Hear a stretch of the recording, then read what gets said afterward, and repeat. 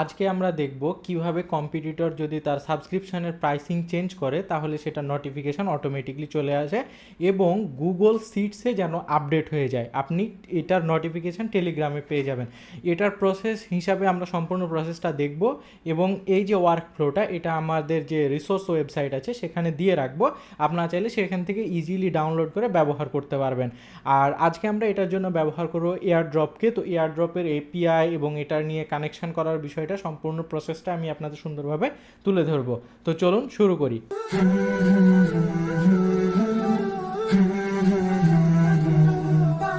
আসসালামু আলাইকুম, আপনারা সবাই কেমন আছেন? আশা করি সবাই ভালো আছেন। যারা হোস্টিং হিসাবে কম টাকার মধ্যে চাইছেন প্র্যাকটিস করার জন্য, শুরু করার জন্য, তাদের জন্য এসএনবিডি হোস্ট হতে পারে সবচেয়ে ভালো পছন্দ। এসএনবিডি হোস্ট থেকে কিভাবে N8N হোস্টিং নেবেন সেটার সম্পূর্ণ প্রসেস আমি ভিডিওতে দেখিয়েছি, চাইলে আপনারা আই বাটন থেকে সেটা দেখে নিতে পারেন।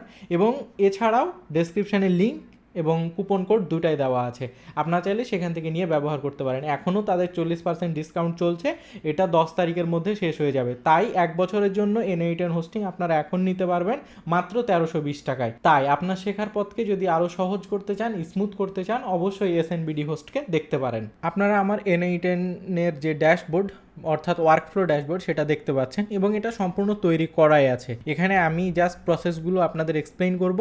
আর যেহেতু এটা কনফিগার করে ফেলেছি আমি, এজন্য আমি আর নতুনভাবে দেখাবো না, কারণ এই ওয়ার্কফ্লোটাও আপনাদের দিয়ে দেব। প্লাস আপনারা তো প্রত্যেকটা বিষয় মোটামুটি আমার যারা পূর্বের স্টুডেন্ট বা লার্নার বা ছোটো ভাই আছেন বা যারাই শিখছেন তারা অলরেডি জানেন কিভাবে গুগল সিট কানেক্ট করতে হয়, কিভাবে টেলিগ্রাম কানেক্ট করতে হয়, আপডেট করতে হয়। এই প্রসেসগুলো সম্পূর্ণ আপনি জানেন অলরেডি, তাই আমি এগুলো দেখিয়ে আর লম্বা করতে চাই না।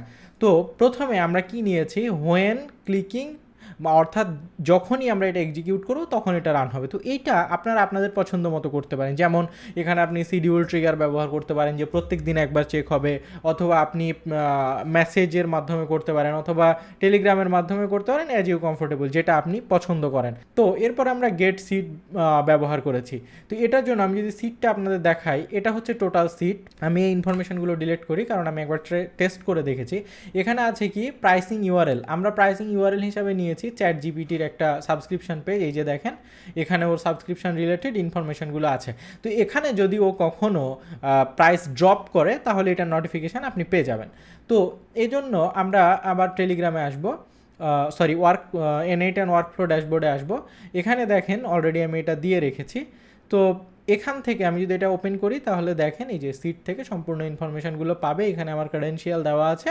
এখান থেকে ইনফরমেশানগুলো পাওয়ার পর এখানে যাবে, চেক প্রাইসিংয়ে যাবে। তো এখানে যদি আসে তাহলে দেখতে পাবেন যে এখানে আমার এয়ারড্রপ অ্যাকাউন্ট কানেক্ট করা আছে। তো এয়ারড্রপ অ্যাকাউন্ট কীভাবে পাবেন, এখানে ওপেন যদি করেন অথবা ক্রিয়েট নিউ ক্রেডেনশিয়াল করবেন, এখানে ওপেন ডক করলে এরকম একটা পেজ পাবেন।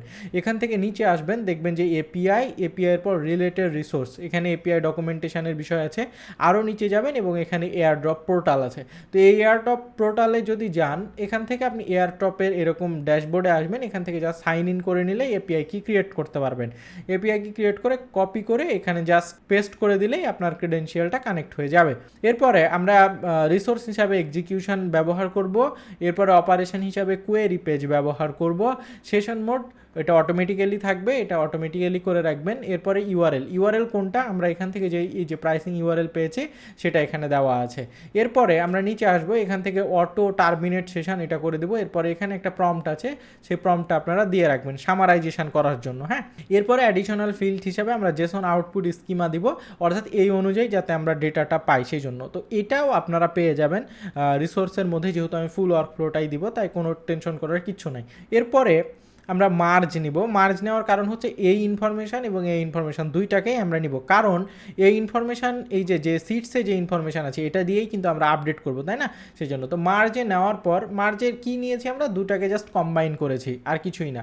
তো কম্বাইন করার পর আমরা হচ্ছে একটা কোড নোড নিব, এখানে জাভাস্ক্রিপ্ট কোড লিখব। তো এখানে আমরা যেটা করেছি, এখানে দেখেন যে মডেলের যে রেসপন্স আসবে সেই রেসপন্সটাকে আমরা রো নাম্বার এবং প্রাইসিং ইউআরএল এই দুইটাকে রিটার্ন করব আলাদাভাবে, কারণ এই দুইটা অনুযায়ী আমরা হচ্ছে এটাকে ইনসার্ট করে ফেলবো, আপডেট করে ফেলবো গুগল সিটকে, আর রেসপন্সটাকে আলাদাভাবে নিব ম্যাপিং করে।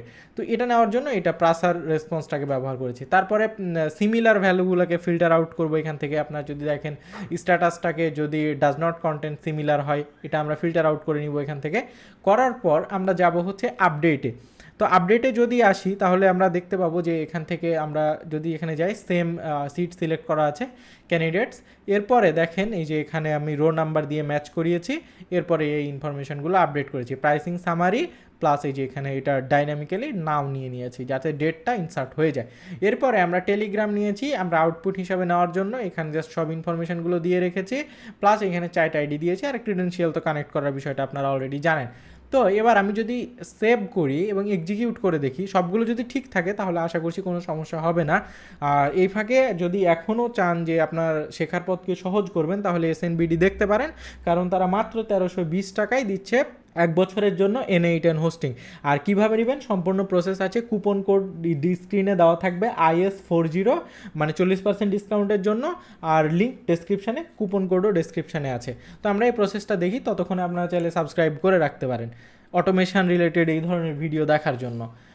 আর এই যে শেখাগুলো আমি এখন দিচ্ছি এগুলোর বেসিকগুলো আমি অলরেডি অনেক আগেই আপনাদের শিখিয়েছি, দেখিয়েছি, যেটা আমার ইউটিউব চ্যানেলে আছে। আপনি বেসিক পার্টগুলো দেখে নেবেন, তাহলে নোড কনফিগারেশনের বিষয়গুলো আপনার কাছে এখন নতুন মনে হবে না। তো এখানে আমরা কিছুক্ষণ অপেক্ষা করি, এয়ারটপ সুন্দরভাবে এটাকে চেক করুক। আমি একটা জিনিস লক্ষ্য করলাম ইতিমধ্যে, সেটা হচ্ছে যে দেখেন চ্যাট জিপিটির যে লিঙ্কটা আমি দিয়েছি এখানে কোনো প্রাইসিংয়ের উল্লেখ নাই, অর্থাৎ এখান থেকে চাইলেও সে ডিটেক্ট করতে পারছে না প্রাইসিংটা।